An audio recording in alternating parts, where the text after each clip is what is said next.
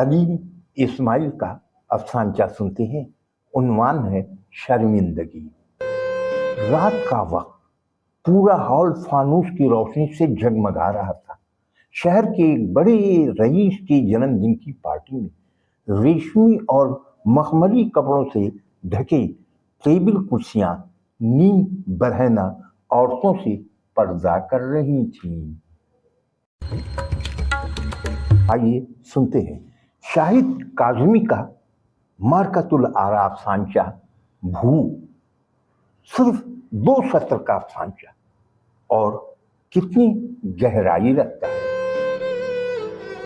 बच्चों की भूख का बंदोबस्त हो गया। माँ ने लिबास के शिकन दुरुस्त करते हुए सोचा। आइए सुनते हैं मोहम्मद जफर हुसैन का अफसानचा खुदा तरसी। सेठ बरकत बला के शरीफुल नफ्स इंसान थे। 45 साल की उम्र में 55 साल की उम्र में दूसरी शादी के लिए गरीब घर से लड़की का रिश्ता मांगा। तमाम खर्चा भी खुद उठाया और खुदा तरसी की इंतहा ये थी कि लड़की 16 साल की थी।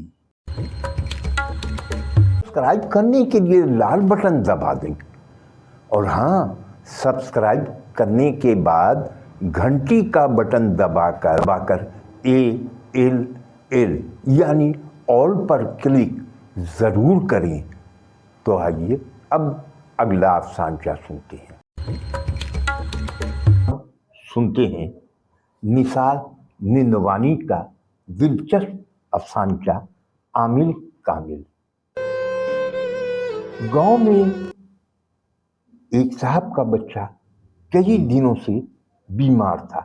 हर तरह के टोटके आजमाने के बाद भी वो ठीक ना हुआ तो गांव के एक मातबर शख्स ने उसे बराबर वाले गांव में बाबा के पास जाने का मशवरा दिया। उसने बताया कि बाबा के दुआ में बहुत असर है, इंशाअल्लाह शफा मिल जाएगी, एक बार जाकर देखो। वो साहब दूसरे दिन अपने बेटे को लेकर उस गांव जा पहुंची।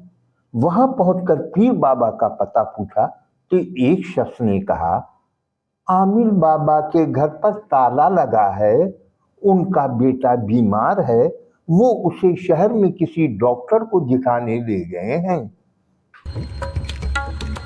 अनवर जहीर रहबर ने जर्मनी से अपना अफसानचा अरसाल किया है। आइए सुनते हैं। उन्वान है म्युनिसिपालिटी वाले। शहर में म्युनिसिपालिटी वालों ने कुत्ते मार मुहिम की शुरुआत कर दी थी। महल्ले वालों को इतराज था कि ये कुत्ते ना सुबह देखते हैं और ना रात, भूखते रहते हैं। रुकनुद्दीन की बीवी बाजार से सब्जी लेकर लौटी तो अपने मियाँ को महल्ले की खबर दी। रुकनुद्दीन टीवी की तेज आवाज में बहसों मुबाहिसे का कोई प्रोग्राम देख रहे थे।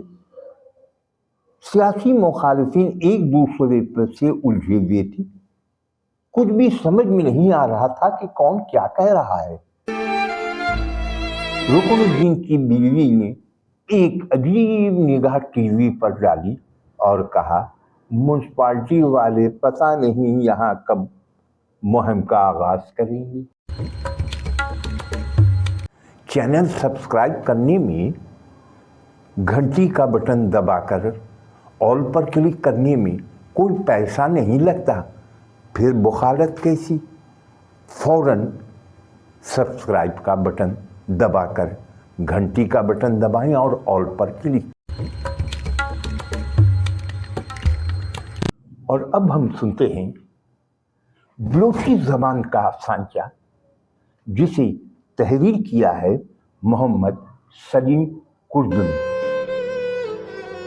साइन ने हर साल की तरह इस साल भी कस्बे में बड़ी खैरात का एहतमाम किया था।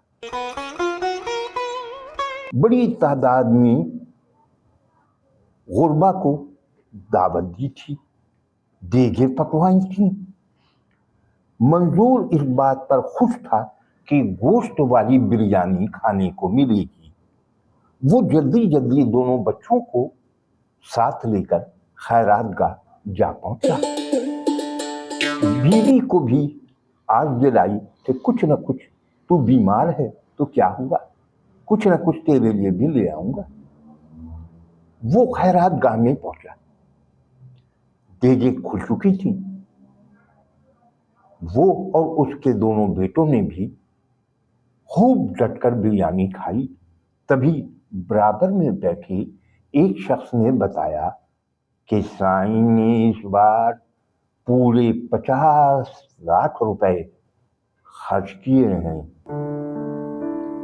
सिर्फ गरीबों को भरपेट खाना खिलाने के लिए।